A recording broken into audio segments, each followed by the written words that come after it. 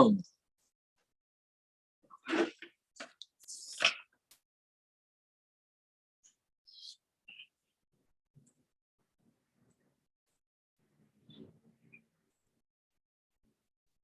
Good morning. With the help of Hashem, we are starting the 13th chapter. Let's open up with the header, B'Shem Hashem Keil Olam. And as the Rambam always does as an intro to all of the 14 Sfarim, the Rambam here quotes a pasuk of Tehillim, that Oitcha b'Yosher Levav, that I will thankfully acknowledge you with a Yosher Levav, with an upright heart, B'Lamdi Mishpatei Tzidkecha, and I will study your righteous judgments. Here you have the word judgments. Indeed, Sefer Shleisha Asar is named by the Rambam as Sefer Mishpatim, the books of judgments. And Al-Chais of Chamesh, we're going to go through 5 series of halachis. V'zeu Siduran. The first, which will be the one that we'll be starting with today, Hilchais Chirais, laws of rentals, really where we'll also have in this series the laws of employer and employee relations. Hilchais She'ela Upikadon, the laws governing borrowing and entrusted objects.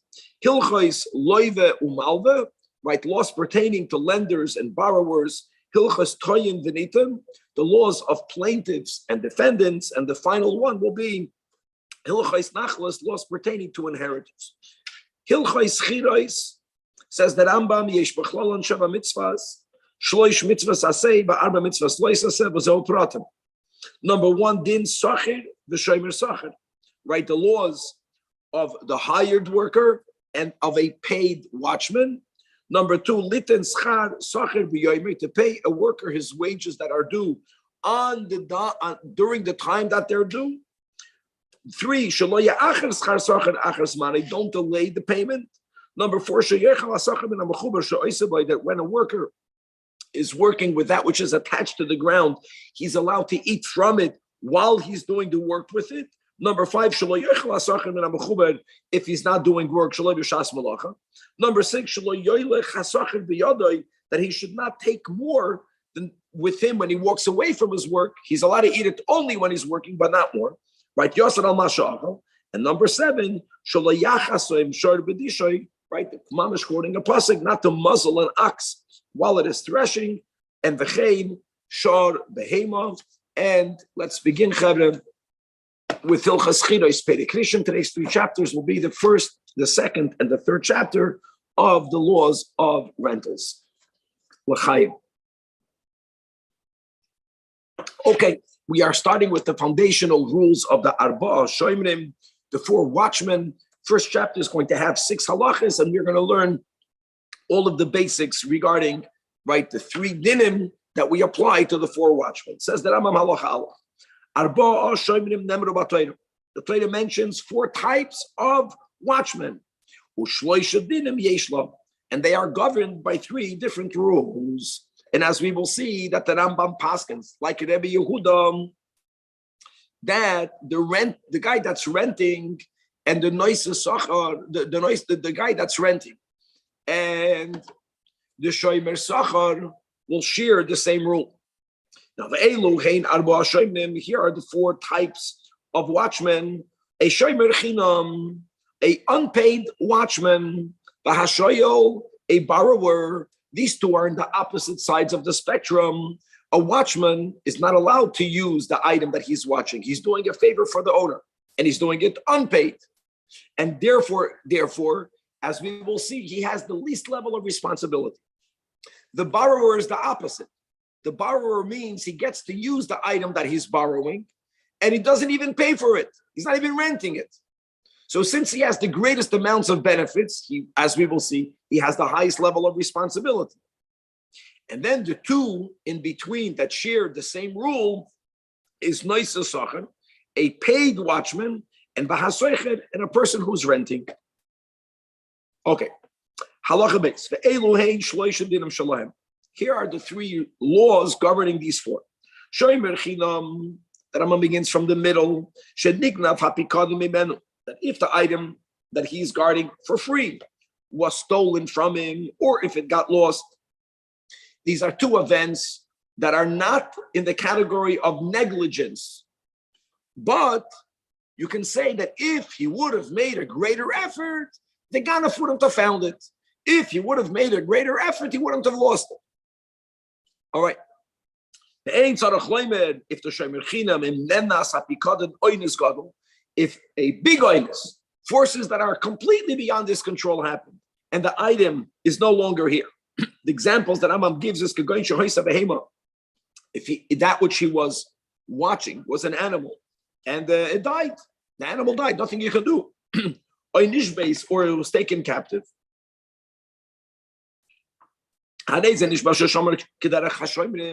we will see, these are one of the three scenarios where biblically you have to take an oath. And Kevan, you're not taking an oath because the owner is accusing you. It's very important. He doesn't know.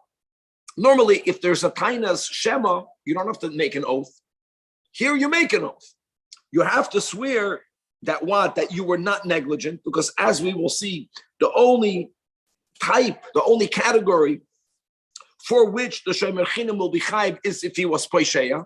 So he has to swear, I was not negligent. And v'niftar, and he doesn't have to pay. And b'chalal, in these series, whenever you read the words patur, patur means patur from paying, but it doesn't mean patur from an oath. You're actually chayiv an oath, but you're patur to pay. Shneimar as it says that the guna v'beisha ish, and what happens, v'nikra balabais elhu Elohim, that he comes to the court, and he has to take the oath. Now, hashoyel, mishalom hakoyel, if a person is a borrower, so he gets all of the benefits, he gets to use it, and he doesn't even have to pay for it. He has to pay for any eventuality. In other words, even if there was a big oinus, well, let's begin. The Rambam is beginning from Geneva and Aveda.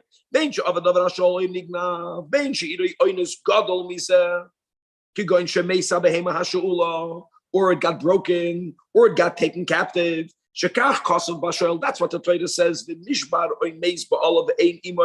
Then what's the din of shalom yishalom? Now the Baal of Imoy will explain in a moment. In other words, that will be the exception for which a shoel doesn't pay. But other than that exception, he's chayv to pay for all the cases. And now the in-between, and again, the Rambam paskins like Rabbi Yehuda, that we put together both the noise sachar, the paid watchman, and the renter,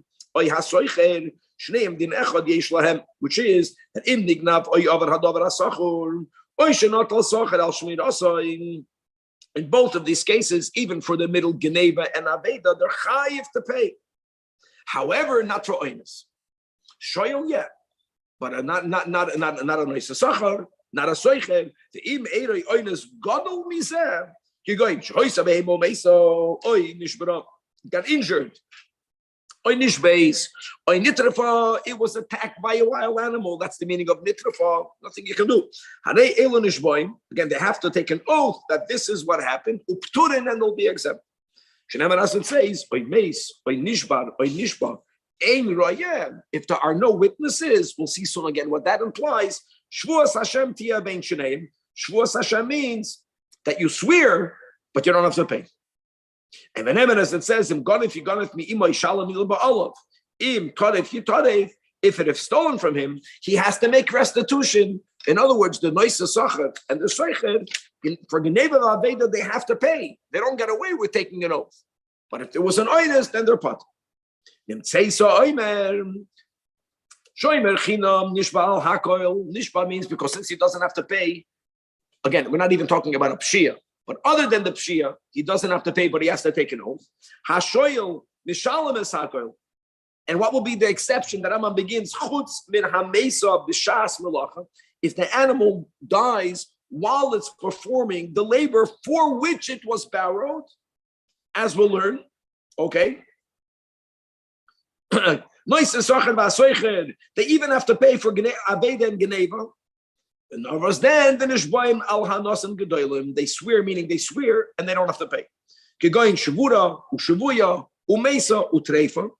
Another example that Rambam gives is Sha'avar Hadavar Besfina. The ship sunk. What can you do? That's it. Or Nilkach Belistin Bezuyan, or if you had armed bandits that held this Shoimer Sacher up.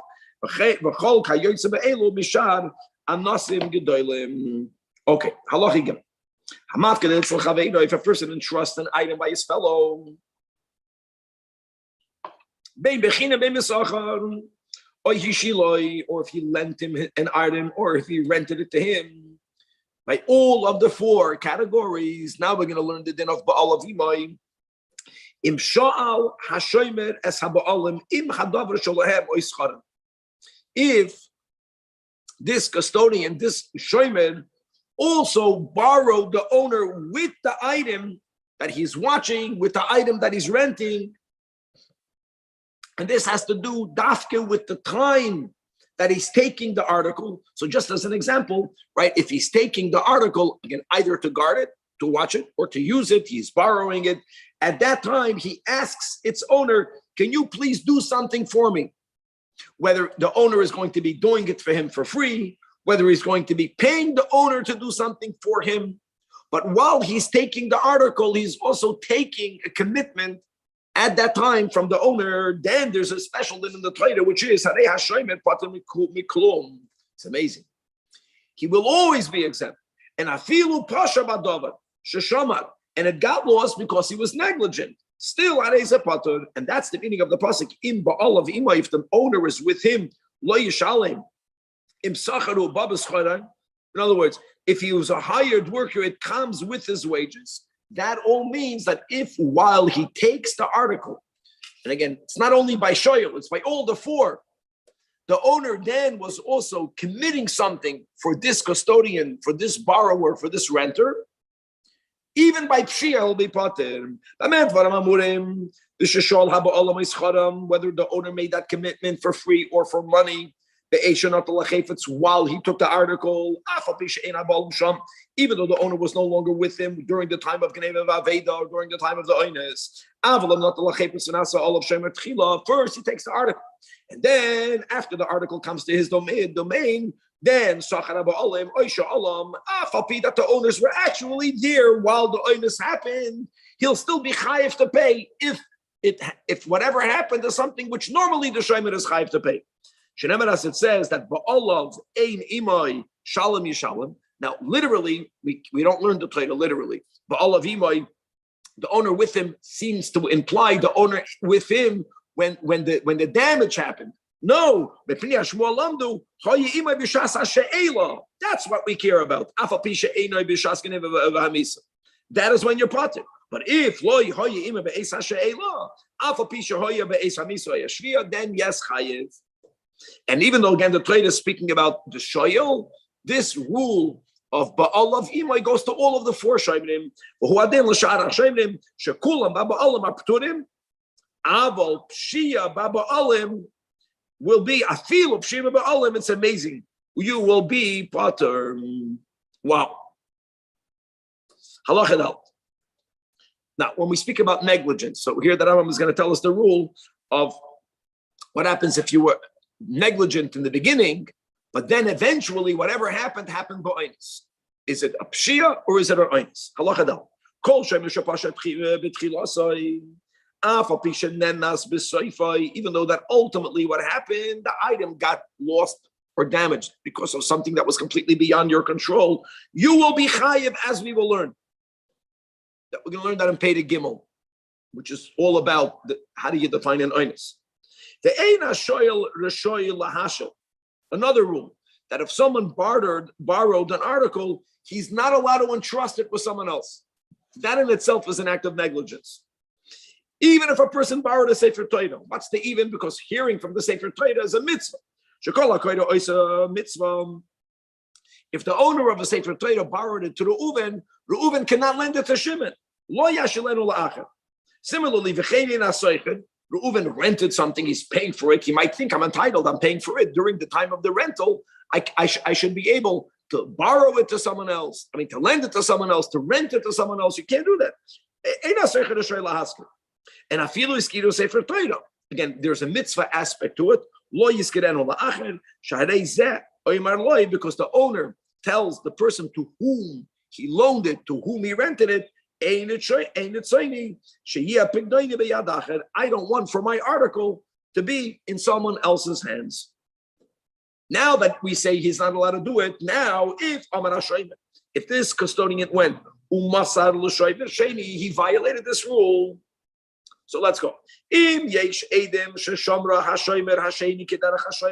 there are edim, not an oath, dafke edim, and that guy watched it properly, and venenas.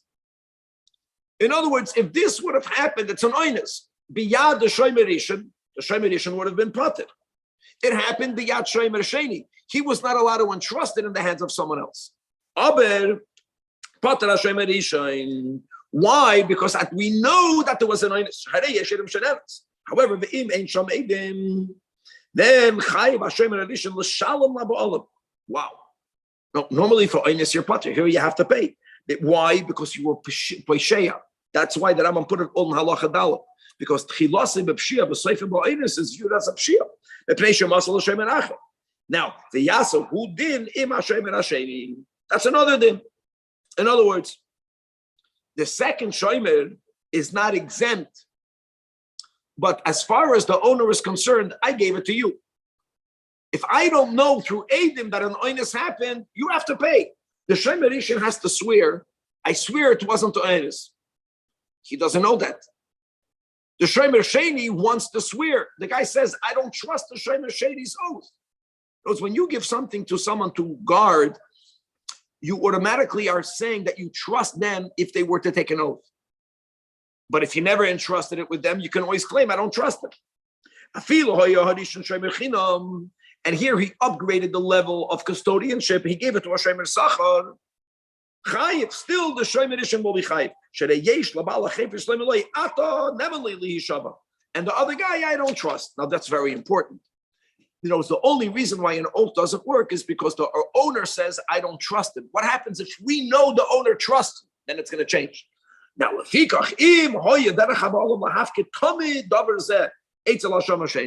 if we know that the owner, now the word tamid is very important. Tamid doesn't mean every second, but it means, you know, on a very regular basis, the owner does trust the shomer sheni. Now, because now he can say to the Ba'alim, the item that you gave for me, either to use or to guard, Emesh, yesterday,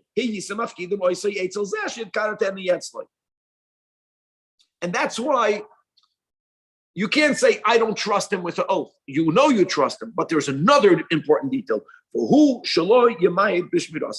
that's only true when the difference between the first and the second shomer does not diminish the level of responsibility.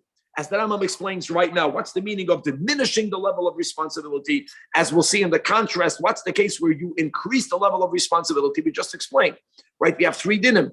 We have 4 custodians, but we have 3 dinim. Shomer chinam, shomer sachar, and the shoyel. If I'm a shomer sachar, Kevan, and I give it to a shomer chinam, I lowered the level of responsibility. Even if the owner trusts the shomer chinam with an oath, but I have no right to lower the level. He was a shomer sachar, and he gave it to a second guy that we know the owner trusts, but he gave it to him without pay as a shomer chinam. That's called lowering the level. That's something he's never allowed to do ever. He's the most responsible. He's chayiv even for an oinus gadol. He went from a shoyel to a nice sachar. That's the meaning. And again, going back to the beginning of halacha daled, that chilase b'pshia, even if soifa ba'oinus has a din of a pshia, he's a pesheya. Once you are a pesheya, whatever happened to Mishalim. And here the chiddush is, 1 second, a shoyel is anyways chai for pshia. Yes and no. We said the rule of ba'al avimoy. So the Rambam is going to say that if a person gave it over to someone else in a way that it's yemayet shmirasai, even by ba'al avimoy, he will still be chai. But that was only to the first watchman. The first watchman took the article with the owner. The owner was not taken to the second watchman. It doesn't pass on to the second watchman. If the first watchman pays the second watchman, it's elevated the level of caution and care. Very good. In other words, if it goes from a shomer chinam to a shomer sachar. Sachar, right, yes. Very good. No, but 1 second. So very good. That's mamish what we're learning. But there's 2 things here. Number 1, if we don't know independently that the owner trust the second guardian, the second shomer, then he never has the right to do it. Because when you give something from yours for me to watch, part of that trust isn't only that I'll guard it properly. Part of that is because you trust me that I'm not going to make a false oath. Right. If you don't know the guy and you don't trust that they might even, God forbid, make a false oath, you'll never give it to them. That's never allowed. But if you do trust the guy, we know that because yesterday you gave it to the second guy, the day before you gave it to the second guy, and he upgraded the level of custodianship, as we'll see in the next halacha. That's a good thing. We'll say that. However, halacha, but another detail. Even in that case where you were yemayit the shmira, if there are edim, raya means an edim, that whatever happened, even if it would have happened to the first shomer would have been pated, even though you lowered the level. Like if there are edim that say that an oinus happened, he won't be chayiv. Then harei zapat. Now, Keitzad, here we go. Shomer sachar, shenosar be'ema shmura etzlei the shomer chinam. That's another case of he diminished the shmira. And then what happened? Edim said what happened. Im hevi hashem rasheni edim. That, for example, that the animal died kidarka, which is the oinus gadol. Then harei hashem rishim pater, because the animal would have died even under the custodianship of the first shomer. Now, in contrast, Kevin, that's what you were speaking about before, the final halach of this chapter, halach of Vav. If you have a shomer, but he increased the level of responsibility. In other words, the owner benefits from it. Now, let me speak it out, Kevin. What happens if something happened to the animal? If whatever happened would have happened, if it would have been in the hands of the first shomer, and it should have been only with the first shomer would not have to pay. Like you said, Genev and Aved. He gave it to a shomer sachar. Genev and Aved happened. But a shomer sachar has to pay for Genev and Aved. Here the question is, who does he pay to? Does he pay to the owner? Or maybe he should pay to the first custodian, because the first custodian says, 1 second, that which happened, I'm exempt from. I don't have to pay the money. I paid you. If I paid you, you have to pay it to me. I don't have to pass it on. That was a Mishnah. And the Rambam paskins that we don't say so. We don't allow one guy to do business with someone else's money. Here we go. In other words, the hana, if there is a benefit, it has to go to the owner's keitzad. Hasoicher para mechaveiroi. So the first guy was a soicher. Soicher, guys, is pater from an oinus. And then he lent it to someone else. Right? The shoyel is even chayev b'oinus. And the oinus happened. Umeisa kadar kabiyad ha-shoyel. In other words, the shoyel is chayev, but the soicher is pater. Hoyel va-shoyel chayev ba-koyel. But the fact is, it happened while it was in the hands of a shoyel. Then yachzru the me'apara to who? To the owners. And not to the soicher. We don't allow him to do business, to make money over something that's not his. Now here again, Kevin, can he give it? Was he allowed to give it over? The general rule is no, because the owner does not necessarily trust the latter guy. In the case where we know that he trusts him, that's what we're talking about over here. Still, okay, fine. The shoyel now has to pay the original owner. Final case where a shomer is giving something over. Here, Kevin, you have an item. You asked me to be your shomer. I want to give it back to you, but I don't have time to give it back to you. So I sent this item in the hands of a shliach to give it back to you. This shliach is another shomer. This shliach is a shomer sheni. As we just said, that since the owner came and you never allowed me to send it in the hands of the shliach, and therefore, what's the general rule? If I give it over to another shomer, no matter what happens, I'm chayiv because I'm pleisheya. Well, first of all, we already established that. But now there's the flip side of that. Since I'm the first shomer, I'm chayiv and achrayis, no matter what happens until the item comes back to the owner. That means it's under whose care? It's still under my care. If it's still under my care, for whatever reason, I can call it back. I can tell the shliach, bring it back to me. I would only not be allowed to do it if you would have sent the shliach. See, if you send the shliach, Kevin, if you, the owner, send the shliach, then I didn't make him into another shomer. He's like your hand. Once I put it into his hand, I'm not chayv and achrayis, but I cannot call it back. If the first shomer wants to retrieve it for whatever reason, he's allowed to do it. Furthermore, if the original shomer is established that he's not honest regarding this article, then we don't trust him anymore. Even though the owner, the Baal HaPikadon, did not send the shliach, but we have a certain responsibility. Once the first shomer is, he's a dangerous guy, he's playing shtick with this. Once it's out of his hands, we don't allow it to go back into his hands. Even though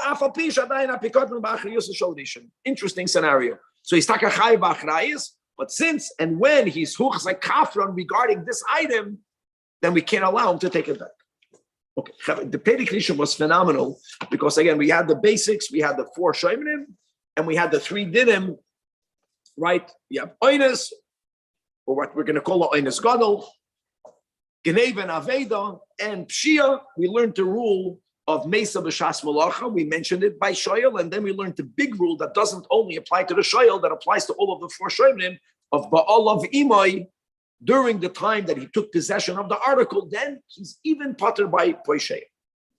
Okay, now we are beginning the 2nd chapter, and we're going to learn about items that are not included in the dinim of shomerim, as we'll see. Perek Sheni has 12 halachas, beginning with halacha al.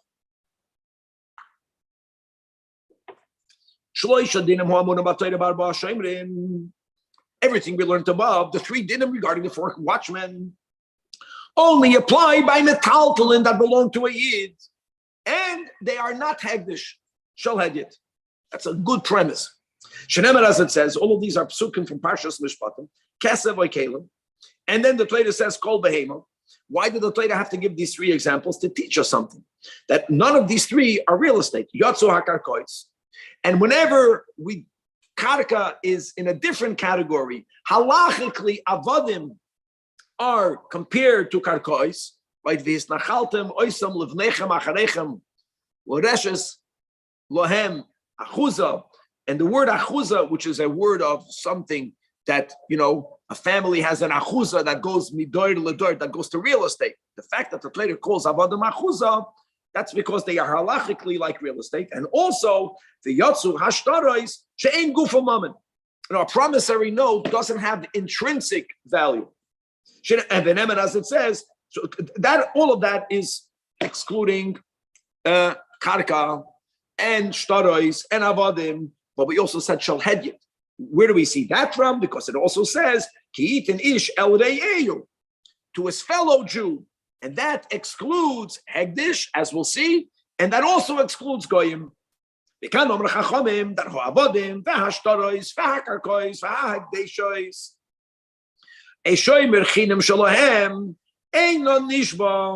speaking, Kevin, about geneva and aveda. Certainly, we're speaking about oines. No, they won't have to pay. We're not saying that if a person was a shomer for an item that belonged to hegdish, they have to pay. They don't have to pay. But they don't even have to swear. That's the meaning. Normally, they have to take an oath that I was not negligent. You don't have to take an oath. The which is amazing. Now, here we have a different rule. One thing that Rambam is trying to allude to. By pshia, you will always be chayiv.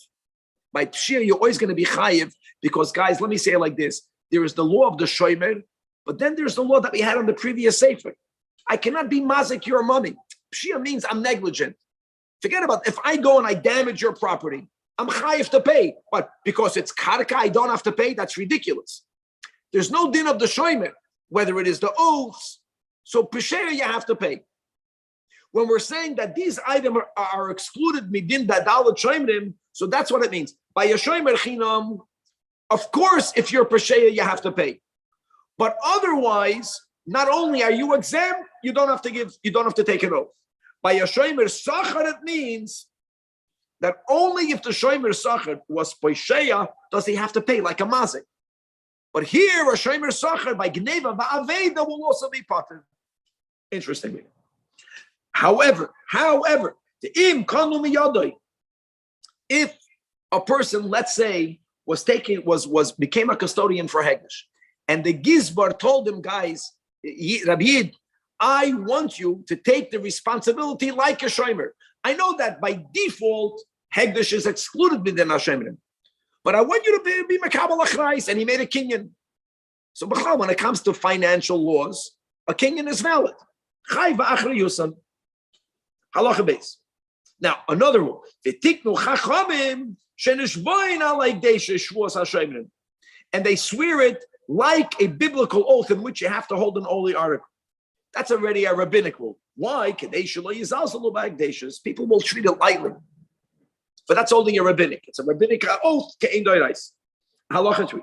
Yeroli says that Rambam she'im pasha hashomer ba'avodim. If there was an act of pshia, we just spoke this out by heart. Yeah, you're right that avodim like karkois are excluded in Hashomerim, but still the Rambam says you'll have to pay because she'ena poiter ba'avodim the karkois ushtaris element in agneim aveda, like we mentioned. It means the shomer sachar doesn't have to pay for that. The hamisa v'chayoytze bahem, which is mamash and oinus. He'll have to swear. He won't have to swear. And also that if you would be a shomer sachar, you would have to pay for Geneva Vaveda. And by these items, right, by Hegdish, by Karkois, by Shtoris, by Vadim, you don't have to pay for shomer sachar. But when it comes to, but by Pshia, the word by Pshia, of course, the Rambam says you have to pay. You're Pesher, you're a Mazik. Yeah. I didn't under Pasuk. What's the logic for this? No logic here. No logic here. That what? Yeah, that's the rule. Like, I know it's Kavan. Why do you have to pay? At the end of the day, a Ganav broke into his house. He could have watched it better. That's what you tell a person here in LA. People have break-ins. What do you tell the guy? You should have had a better security. It was a Gneva Aveda. In other words, then the Torah says you were paid to watch it. You're chayav. So we say by these, no, pater milashalom. However, Aval and Pasha chayiv l'shalim, because not it's adin shomer, it's adin mazik. Shekol aprisheya maziku, and the ein hefresh. Why would we make a difference between if you're mazik karka or if you're mazik someone's metaltalin? And the Rambam says v'din emesu lamavinim uboy ro lodem. Furthermore, chein oiver Rabbi the Rabbi said the Rambam says that he migash and his father. No, here we're speaking about a classic case of arisus. Think about it. I have land, I have a vineyard, and I give it to a sharecropper. So I understand he's not a shomer. I get that because karka is excluded. But the guy cannot be poisheya. If he'll be poisheya, he'll be chayiv. Right? Bein barisus, bein b'shmiras chinam. And the Rambam is giving an example of how would one be poisheya by karka. Very interesting example to learn another nuance. That vehisli imay, the owner told the sharecropper or the shomer, do me a favor. You have to yachbar, you have to dig, you have to prune, you have to dust. He told him that there are certain things that have to happen because you know what? If you're not going to do it, the grapes will get ruined. When you own land, at certain times things need to get done, and that guy didn't do it. The Rambam is writing a nuance that even though your negligence was by a non-action, that's called mazik. Chayiv. Kamisha Ibsid be yadayim. No, it's Peshe as a mazik. Karka is excluded midin shayim, so what? It doesn't mean that I can damage your real estate. Because you hefsid by yadayim, for that you're chayiv al kapanim. Halachadal. Now, there are certain things that we have a question. Is it called karka? Is it called metaltal? So here, if something is physically connected to the ground, even if they are grapes, for an example, that are already fully matured, they are ready to be harvested, sometimes we say, it doesn't need the land anymore. It's not connected. For here, we say it's connected. So let's say if you were a shomer chinam, You don't have to take an oath. If you are a shomer sachar, you don't have to pay for gnei v'avei. Halacha. Hifkid hegdish. Now let's go to hegdish. Amazing. So, Kevan, you had something that's hegdish, which is very normal because if you had something in your house and you said, "I'm giving this to the Beis Hamikdash," now it's hegdish. You asked for me to watch it. It means when you gave it to me, it's excluded from the laws of the shomer. You have the right to redeem it. You have the right. We learned about that. It's worth a certain amount of money. You add a fifth. But while I was guarding it, you redeemed it. Now it's not hegdish. Now the question is, if I did something to that article, is it hegdish or is it not hegdish? How do we judge it? And when you're getting it back, it's already chulin. Another example. You lent something to me while it was chulin. And while it was in the hands of the borrower, the owner was magdish it. Or we said re'eyu was to mamayit hegdish and goyim. Same thing. The owner gave it in the hands of a yid. The Jew is a shomer for a goy, and sometime the goy converted. So says the Rambam, kol elu ein behem kol dinei hashomrim. At least it's clear. Doesn't matter in what direction. What we need is that from the beginning until the end, it should not be excluded midin shemrim.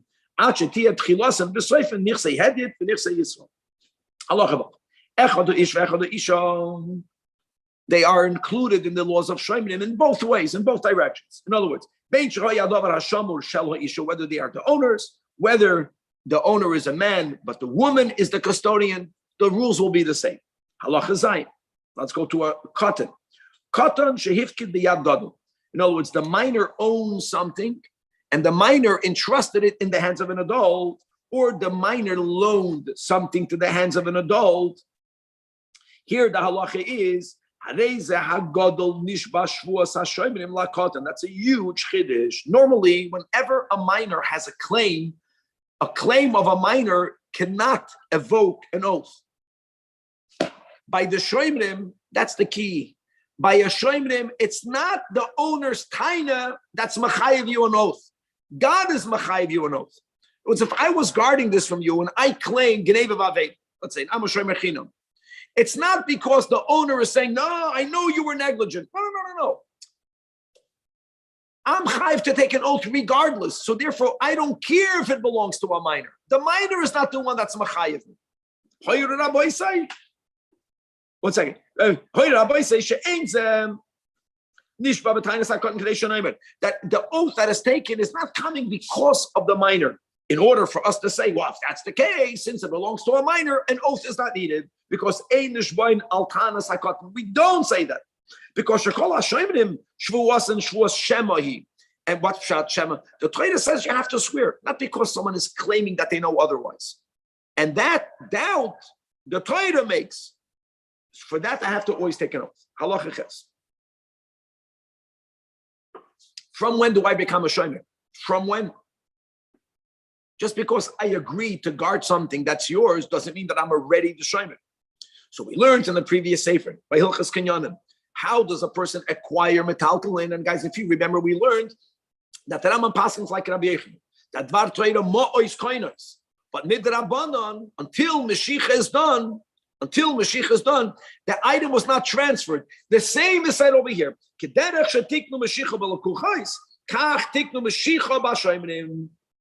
prior to the shomer actually taking possession of. Now, by the way, there's also a king in Chatzin. But whatever, the same rules that applied over there will apply over here, which means Reuven is the owner, and Shimon is becoming the shomer. And he's telling Shimon, guard this for me. So if Shimon tells him, Hanach lefanai, place it in front of me, then he becomes a shomer chinam. Guys, there's a big machloikis. There are two ways of understanding pshat in the Rambam. The Rambam just said, how ironic, that they said that a shomer only becomes a shomer when he does meshicha. So what is the Rambam saying over here? Just because I said the words, place it in front of me, I didn't do meshicha. So let's go with one of the ways is that we're speaking about that place it in front of me on I'm Shimon, on my property. Kinyan Chatzir, we learned by metaltalin works. It's not about the Mashiach part, is that however you make a kinyan by purchasing, that's how it works over here. That's one way of understanding the Rambam. Okay, there's another way, but let's go with that. But if Shimon says, no, place it before yourself. Place it before yourself means I'm saying clearly, I am not taking a responsibility until when I physically take it. You're placing it on my property, but it's still in front of you. Or even if he tells them, place it down. Or if he says, my house is before you. My house is before you doesn't mean that I'm responsible. It means you can place it, but I didn't take it yet.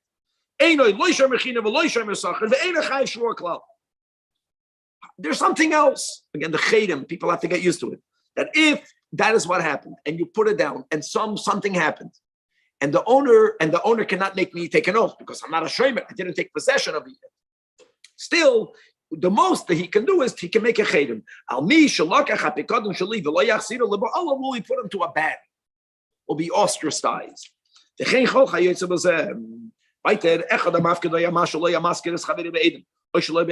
Another very important rule, that when I halachically took possession and became one of the four, it doesn't have to happen in front of witnesses. Witnesses are not Eidei Kiyum, they're only Eidei Bidur. Din echad yesh lahem. Now hold on. If there are no Eidim, Kevin, how do you know that I'm a shomer? So he says, Kevin, if the guy admits that he was a shomer, or that he was a shoyel, then he's automatically obligated to take the Shvuas HaShomer. Now you can ask a kasha, 1 second. If there were no witnesses, I could have denied that I was ever a shomer. I could have. If I would have denied that I'm a shomer, I wouldn't have to take an oath. Why don't we say migu? Normally we say migu. The answer is migu is only said to exempt me from paying. That means if I make a claim, this claim doesn't exempt me from payment in itself. But if I would have been a liar and I would have made a better claim, I would have been pater. So I'm pater to pay. Migu exempts me from payment. Migu never exempts an oath. The shomer also doesn't have to pay. He only has to take an oath. Even though he could have denied him being a shomer, taka, very nice. You have a migu, but migu to pater a guy from an oath doesn't work. Migu is only said lepatre milashalim. These are big rules we have to remember. Now, another rule. What's the other rule? We're going to learn later, my friends. When it comes to moedeh b'mixas, even though moedeh b'mixas is one of the 3 oaths that you're chayiv to take an oath midoraisa, there is a certain minimum amount of money that has to be involved, and that's more than a pruta. We'll learn over there. It's 2 ma'os of kesef.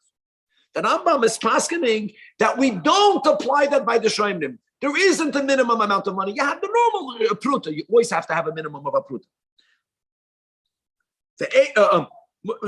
If there's already a pruta, harei Hashem nishba olav. Another rule: the ein echad min Hashem tzarech lohidos b'mixas to be chayiv. There's a din of moedeh b'mixas with its rules, and then Shvuas Hashem has a whole different set of rules. If I'm a shomer, I'm chayiv to pay. Even if I was myself moedeh that I'm a shomer, I'm chayiv to pay. I'm chayiv to pay if the item is only about a pruta. I'm chayiv to pay. Even if there's no moedeh b'mixas, I'm chayiv to pay. If I'm claiming as a shomer that something happened for which the Torah exempts me of payment, I will be chayiv to make an oath. That's one of the oaths midorais. Shvuas Hashem. Halacha 9. Masne shomer chinam liyos patem mishvur. Another rule. If a person is becoming a shomer chinam, but they don't want to ever be put in a position where they have to take an oath, and from the beginning they stipulate, right, Kevin, if you own the item and I'm telling you, I'll be your watchman, on the condition that I'll never be chayiv to swear. If you don't trust me, don't give it to me. It's a valid tonight. Or the hashoyel, even a shoyel says, I'm going to borrow it, but I won't be obligated to pay. Or the other way around. The owner can say, I will only give it to you on any level if you take responsibility to pay no matter what. If that's what they agree to. If they agree to that, so then it's binding. And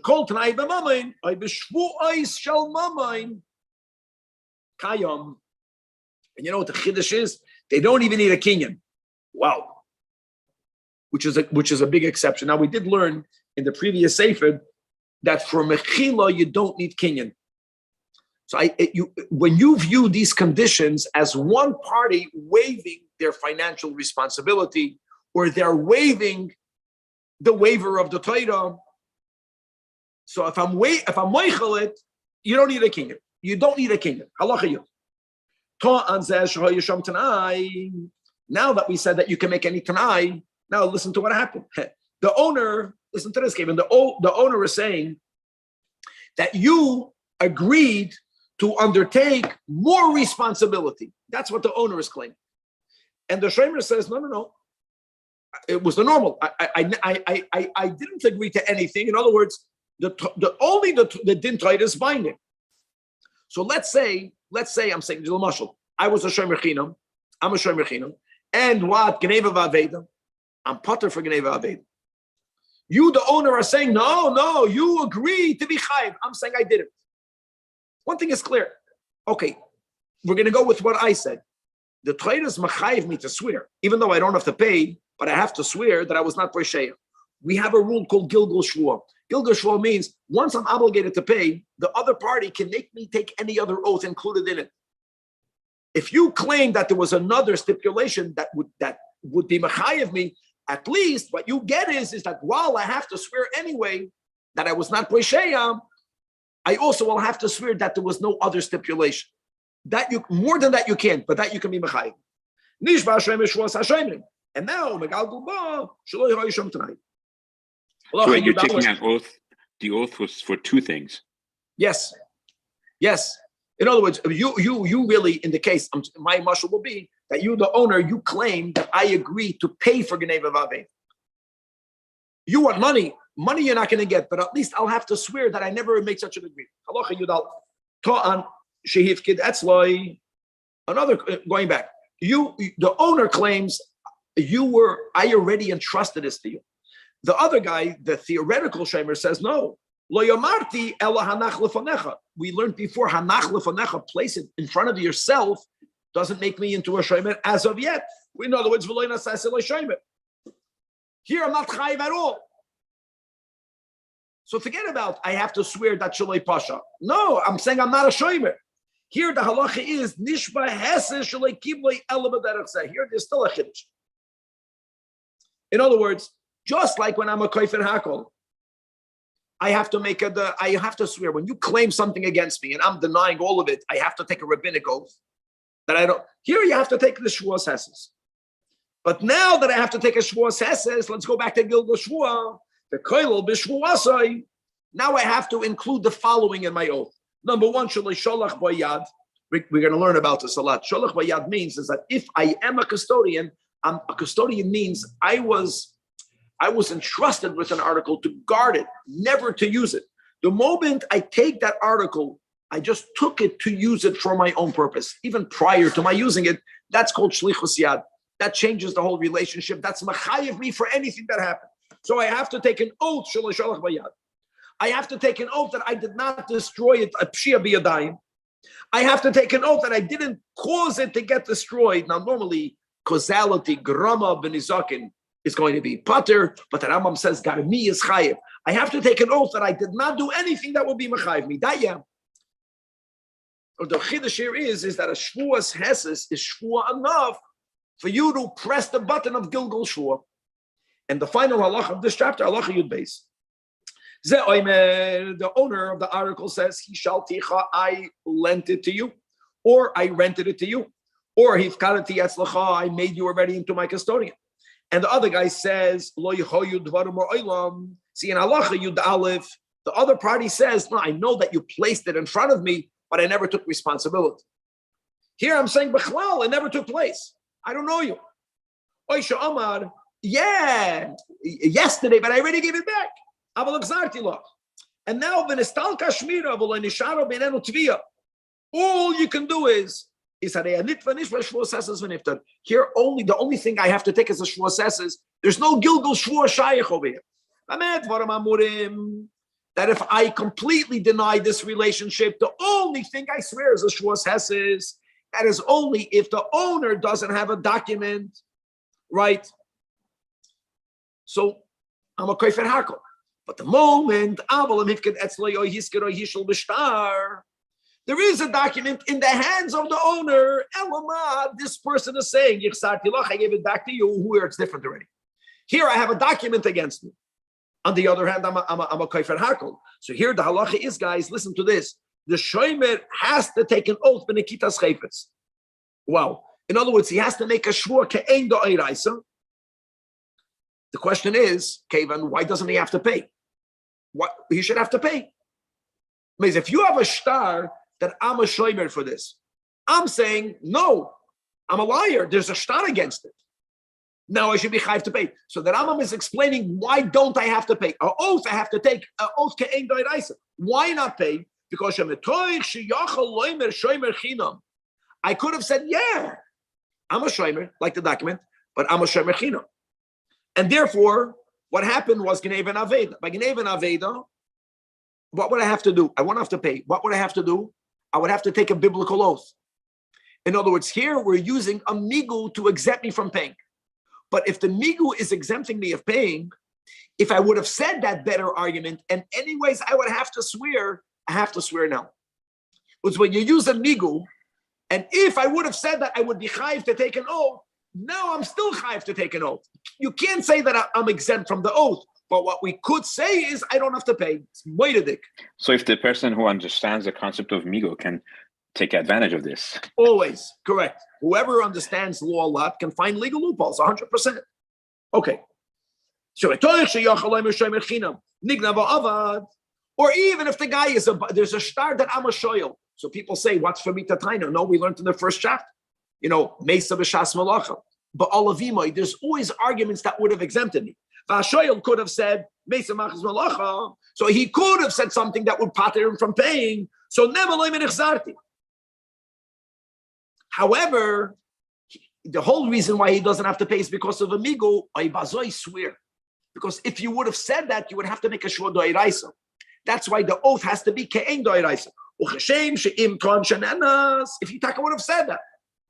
But nishba min atoyre min kitas chayfetz. Kach im toy nechzarti. You don't have to pay, but you have to take a shvur ke'ein doiraisa. You show me ke'ein shotayra. Hoyel v'yeshem shtar b'yad teveh. Gavaldik. Hold on. So that's something that we will learn in the next chapter. And by the way, we also just learned it a couple of days ago in Sefer Kinyan. There will be times that if the oinus that I am claiming that happened, I'll give you the case, happened in such a public place, that's what I'm claiming, that for sure people saw. Whenever I'm saying something happened that we know there will be Edom, I'm chayiv to bring the Edom. And if I don't bring the Edom, I'll have to pay. So the Rambam says, remember, the whole thing is based, why am I not chayiv to pay when there's a star against me because of amigo? Okay, but even if I would have claimed then so, I would have to bring a raya, as we'll learn soon, then I'm not never to say echzarti. Then what will happen? I'll be chayiv to pay. But hold on, now I'm flipping it. If I'll be chayiv to pay, but I'm claiming I gave it back to you. So here, the oath goes on the owner.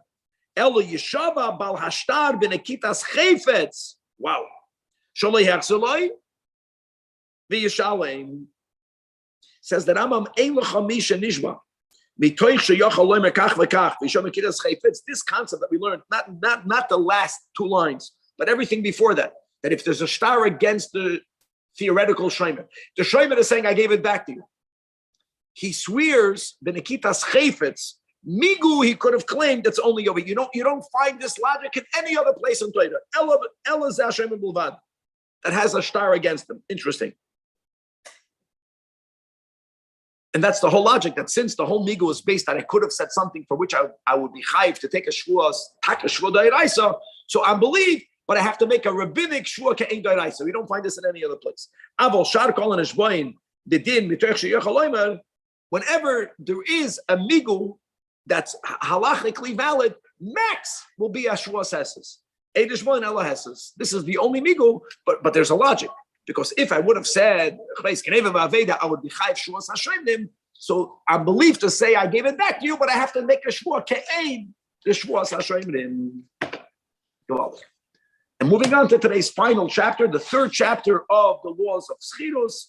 Now we're going to better define the meaning of oinus. Something happened beyond control. We're going to be constantly using the words an oinus gadol, a major factor, a major event that's beyond my control. Perek Shlishi has 10 halachas, beginning with halacha aleph. Shomer shetoan shenenas oinus gadol. Other than the shoyel, the shomer chinam, the noise sachar that Rambam calls the soicher, as we learned in the chapter number 1, is spotted. He's claiming exactly that, but we're going into what we're going to call the oinus gadol. Keep going. Shvura umeis. The animal was walking, and the bone got dislocated, got broken, or the animal died. And as we learned, right, you're potted, but you have to take an oath. So he says that Rambam, we just spoke this out at the end of the last chapter.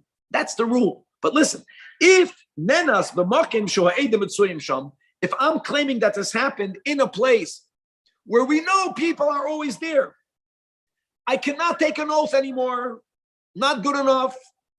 I am mechuyev to bring the edim. Raya means bring people that saw that. And it's not that if I bring a raya, I have to take the shvus Hashem. No. Once I bring edim, there's nothing for me to swear. But on the other hand, if I don't bring edim, the din will be yishalem azoy shtei. And that's the meaning in Parshas Mishpatim, that only when ein royem, when no one saw it, do we say shvuas Hashem tiyah, which implies habamakim she'ef shelo havinaya ein sham shvua. What are the two options? Bring a raya, bring edim, or pay up.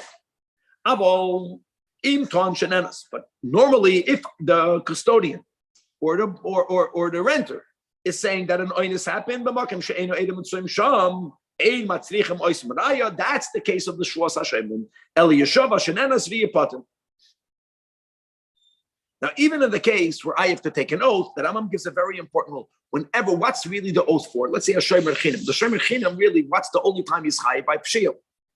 If, even when the Torah is mechayiv me an oath, if I can bring edim that I was not negligent, I'll also be exempt, even from the oath. The im hevi edim shalei pasha niftar af min hashvuah. Umaisa be'echad shehevir chavi shal yain b'sachem. Person was hired to transport jugs of wine, paid.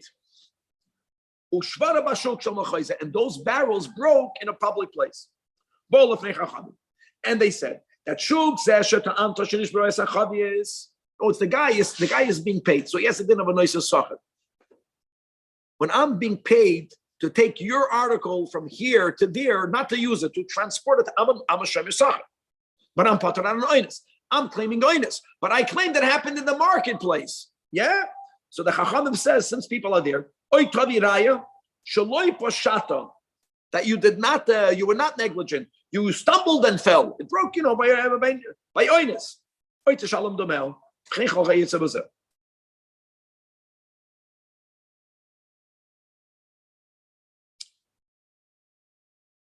Okay. Says the Rambam, when we speak about the stumbling and falling, let's define this better. Halacha base. Like the case of above. When you are transporting something and it breaks, really, even stumbling and falling, you should not be exempt from. You know why? Because again, if I'm being paid, it doesn't make a difference if I'm paid to guard it in my house or if I'm paid to transport it. Even though I'm doing some work, I'm still a shomer sachet. A shomer sachet is only pater by an oinus gadol. Oinus gadol is not this. If I, while holding onto something, if I stumble and fall, the argument is, it's like an Even Aveda. If I would have walked with greater caution, I wouldn't have stumbled and fell. It's not a great oinus. And therefore, really, I should be chayiv. Fakert, we should view this like Geneva and Aveda. Geneva and Aveda also, a shomer sachet is chayiv. You can say, why is he chayiv? Because if he would have made greater effort, he wouldn't have lost. Shu chayiv b'hem. So why did the Rambam write at the end of Halacha Aleph, write about this idea of stump, that if indeed Eidim would prove that he stumbled and fell, he'll be potter? Why that's midrabanan? Avol tiknu chachamim sheyeh chayiv only shvua shalei pashaba, and then he won't have to pay. Why? Because if you're going to say that when someone is being paid to be a porter, they're going to be chayiv to pay. No one will do that for the other. It's obviously falling is something relatively more common. And if don't forget, let's go to the other side. That's not called peshay. When I'm walking, if I stumble and fall, I'm peshay. If I'm going to be chayiv for that, I'll never want to do it. Another takana. Two people are carrying a jug. Two people, like we have in the Chumash over there by the spice. So I have a pole on one shoulder, a pole on the other shoulder, and on top of the pole we put a barrel. Look at this concept. How do you view that? You're half negligent and you pay half of the money. That's a rabbinic. We only had half when it came, to my animal damaging by a tam. Here they're saying no. The very fact that you need two people, you're like an oinus, but you're not called an oinus. Here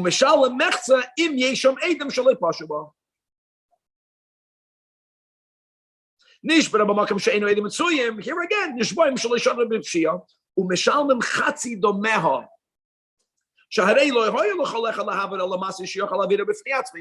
the negligence? The very fact that you carried something that you cannot carry on your own, that's already that you're getting into trouble. Two people schlepping something is prone to something happening. In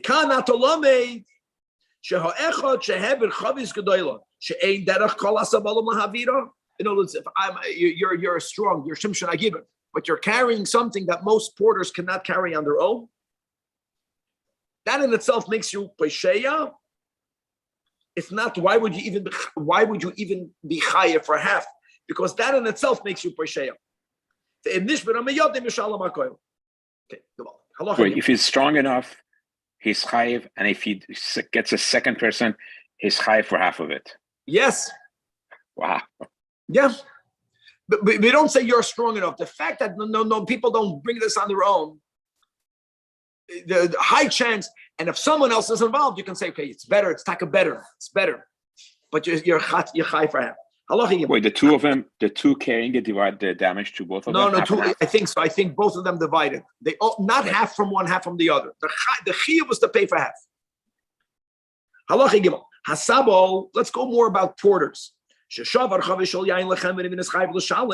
he broke a jug of wine, and he's chayiv to pay.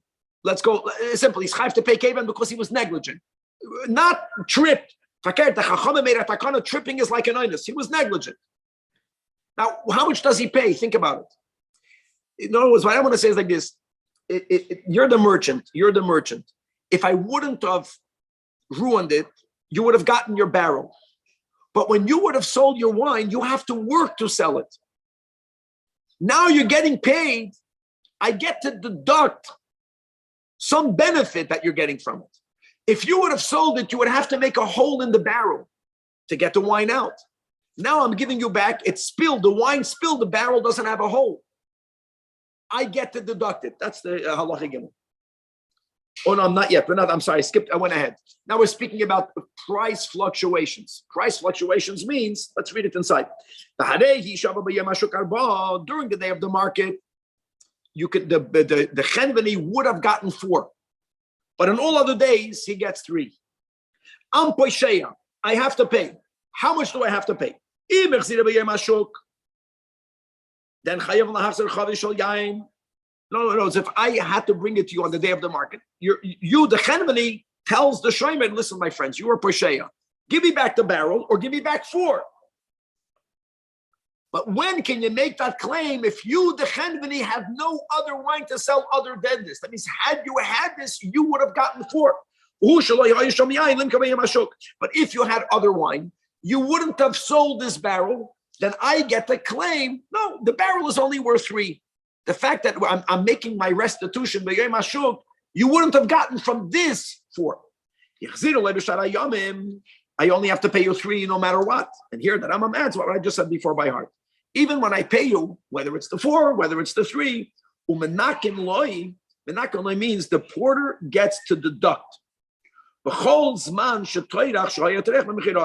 The storekeeper would have had to work to sell all of it. I'm paying for all of it up front. I pay it with a discounted price. And also the fact that I'm giving you back the barrel. You don't have to make a hole in the barrel. That would have diminished the value of the barrel. I'm saving you that diminution. The guy who's chayiv to pay, the porter, at least benefit from that. Now we're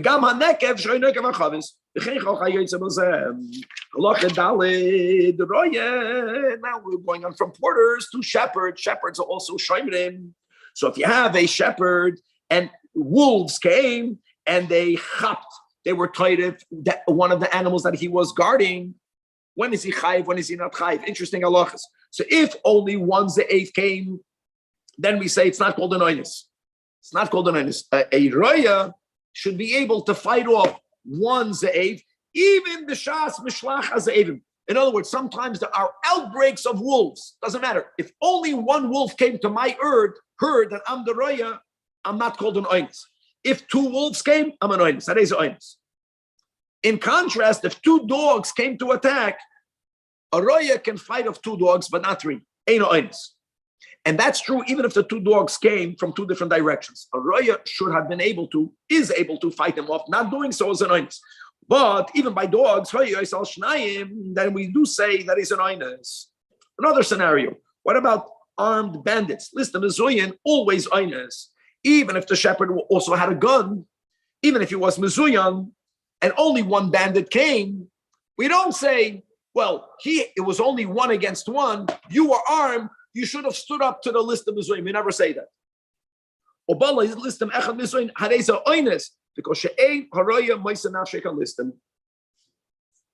if you were paid extra to be armed? It's like that's exactly what we're saying. The whole thing is a bluff. When you're paying a guy to stand in front of the shul with a gun, God forbid someone comes someone comes to do damage.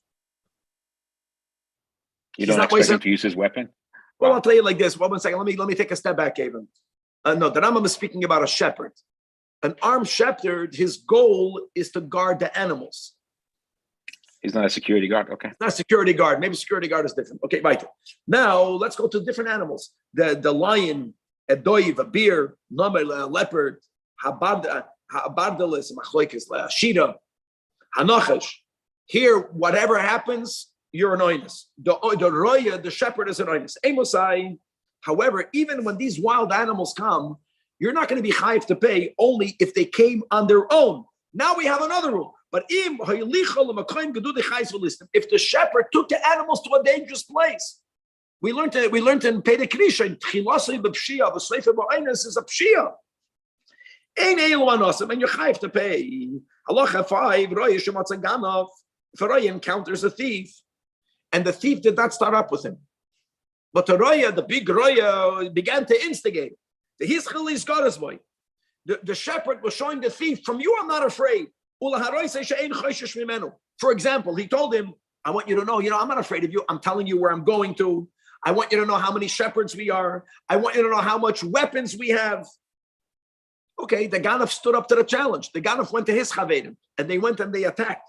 And they stole the animals. This roya is chayiv. Because as we mentioned above, is called an act of pshia. Same is hamevi as halistim his garusa. If you bring the thieves to you, you brought it about. It's called chilasa b'pshia. Whenever there was an opportunity the roya had to save an animal that was being preyed upon, or an animal that was attacked or was going to be taken captive. And how was he able to save it? By calling out to other shepherds or by picking up sticks. But he didn't do so. We also consider that an act of negligence, because that is the responsibility of the roya. And that goes whether you were shepherding for free. Certainly if you were shomer sachar, even a shomer chinam. Ella, the only difference is that a shomer chinam is only responsible to ask for help without promising them money, because if he's not being paid, he's not chayiv to pay. He has to be kohen roim u'maklois bechina. Now, if there were other shepherds available, but they says, no, we're only going to come and help you if you pay us, there is where the shomer chinam won't be chayiv. To imlay matzah, then he's potter. But a shomer sachar, not only does he have to call out for help, he has to be ready to pay to the helpers up until the value of the animal that he's protecting. As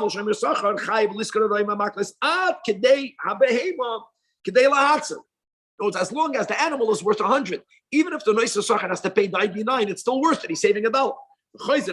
But then obviously he'll get that money back from the balabais. He was able to do so and he didn't. That's called peshe, and he's high for all of the animal. Halacha zayin, roya shetoyin. If a roya claims sheitzalti alidei roya mischar, I saved your animal. I'm giving you back your stuff. Oh no, don't ask what happened. And I needed to pay money. How does he get his money back? He has no proof. It's enough for him to take an oath. Nishba b'noitel mashaton. Now, don't forget that he cannot claim more than the value because he should not pay more than their value. And he could have said that nitrafa, right? That's called amigo. If he would have said nitrafa, he would have been exempt. So that's why he has the manus with a shua. The yeshava benekitas chayfetz kedin kol hanishbain v'noitlin, as we will learn in Hilchos Toin Benitin. If you're taking an oath to take money, it has to be at least kein doirais. Halacha 8. If a Roya abandoned his herd and he came into the city. Now, there are times that, a Roya, that's the whole uniqueness about the Roya. The others were shepherds because there's a lot of free time. So, can you completely abandon them? Whether that's the norm, that's the time of the day that the shepherds leave the animals out there. Regardless, if Ze'evim came and they preyed upon the animals, or a lion came and it trampled and it ripped the animal apart. We just learned above that even if you were there, if Ze'evim come, not one, two, it's called an einus. So we don't say that. We have to evaluate every case by case. If this guy would have been there, he would at least be able to save them by calling in other shepherds. So then the fact that he was not there is mechayev him to pay. But if regardless him, even if he would have been there, he would never have been able to save it, Potter. That's Gavaldik. Then he's Chayiv L'Shal. Halacha 9. Meisa Meima Kedarko. Hareza Oines. And the Roy is Potter. But Sifka Meisa, if he oppressed the animal died. Ain't Oines. What happens if Tikofatu also L'Roshi Tzukim? If the animal overcame the shepherd, the animal went nuts and it was fighting to go up on a cliff. And the shepherd was trying to hold the animal back, but he was unsuccessful. He did his part. The animal overcame him. The animal fell off the cliff and the animal died. That's called the noise. If you brought the animal up there, or the animal went up on his own, but you were able to stop the animal and you didn't, even though at the end, when it fell off, it wasn't right. You're going to be chayiv based on the rule that we keep on learning today, Baruch Hashem, a few times. Even though Sefer is your chayiv. If a shepherd is moving an animal across a bridge, and he could have taken one animal at a time, everything would have been fantastic. He brought all the animals all together, so they were pushing each other. And because of the pushing, one animal fell into the river and died, fell into the current. And one animal fell into the current because you should have brought it up in a safer way. Here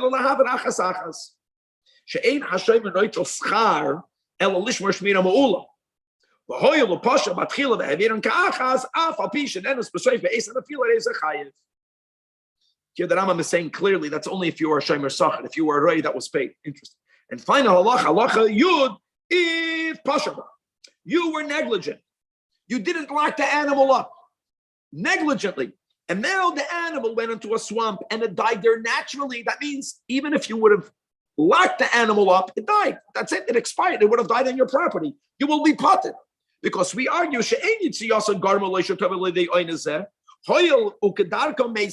we argue it would have died no matter where. But if you did not lock the animal up, it went out into the agam and someone stole it from there. And it died. You know why? Even though you're a shomer chinam, Shafilo le'meisa harehi avuda b'yadaganav. And hold on, I geneva v'aveda spata by shemer chinam. No, not chilasi b'pshia. You should have locked the animal up. The yitzia garma le'higanet.